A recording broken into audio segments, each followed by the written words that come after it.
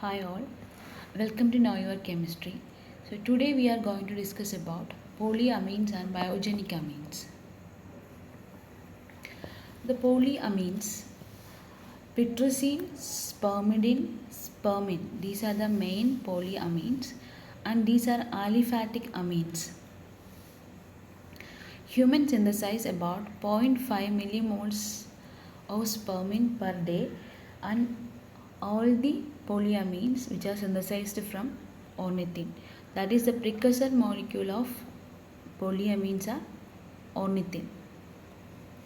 Coming to the function which helps in protein synthesis, cell proliferation, then ribosome stabilization, DNA stabilization, DNA RNA synthesis, then DNA protection against depurination. In cancer tissues, polyamine concentration will be increased because the growth factors, multiple growth factors. So it acts as a growth factors in cell culture systems. And these polyamines undergo decarboxylation to form a cadaverine molecule that we will discuss later. Coming to the synthesis, you can see in the diagram polyamine synthesis. So you can see in the right side ornithine undergo decarboxylation, that is one molecule of carbon dioxide is removed. You can see in presence of an enzyme ornithine decarboxylase, because decarboxylation means removal of carbon dioxide. The enzyme is decarboxylase to form pitrosine. You can see the ornithine COOH group, that is COO is removed as carbon dioxide and the remaining molecule is pitrosine. Next one, pitrosine in presence of an enzyme spermidine synthase to form spermine. Then spermidine in presence of an enzyme spermine synthase to form spermine. So this is the synthesis pathway. So polyamines, the precursor molecule is ornithine to pitrosine by decarboxylation, then pitrosine to spermidine by spermidine synthase, spermidine to spermine by spermine synthase. So you have already seen the key enzyme is ODC, that is the ornithine decarboxylase. Since it is a decarboxylase, it is a PLP dependent enzyme, that is the cofactor or coenzyme is PLP, pyridoxal phosphate dependent. So it is induced by, that is the ornithine decarboxylase or the ODC enzyme is induced by steroid hormones. So in this polyamine synthesis, that is in presence of that is polyamines are formed, pitrosine are formed from, we have seen pitrosine, spermidine, these are formed from ornithine. So DFMO, that is a difluoromethyl ornithine, that is a structural analog of ornithine. Difluoromethyl ornithine is a structural analog of ornithine. So it acts as a powerful inhibitor of polyamine synthesis. So it is an example of suicide inhibition. In enzyme chemistry, you will see different types of enzyme inhibition.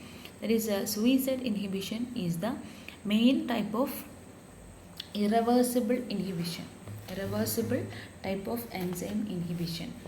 What happens is, a structural analog normally uses the regular pathway to form a powerful inhibitor.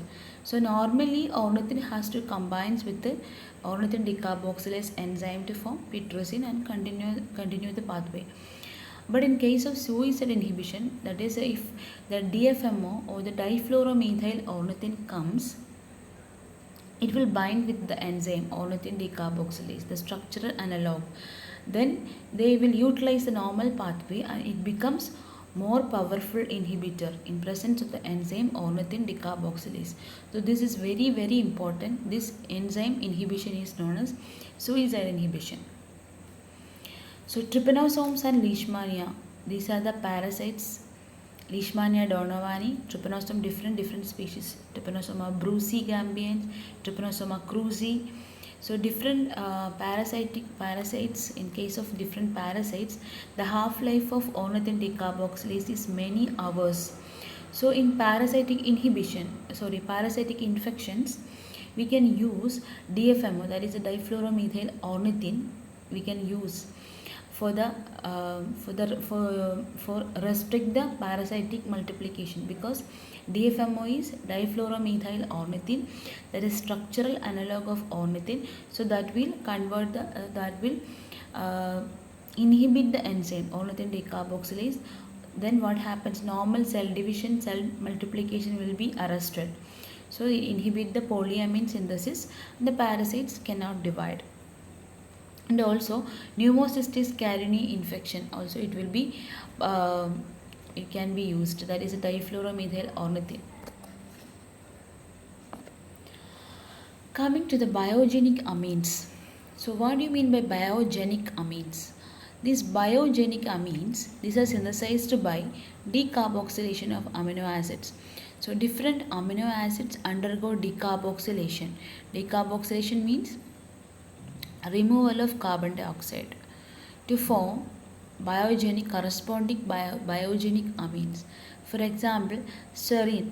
Serine undergo decarboxylation to form ethanolamine to choline conversion, tyrosine to thyramine, dopa to dopamine, tryptophan tryptamine, 5-hydroxytryptophan serotonin, histidine histamine, ornithine pitrescine, lysine cadaverine, cysteine taurine.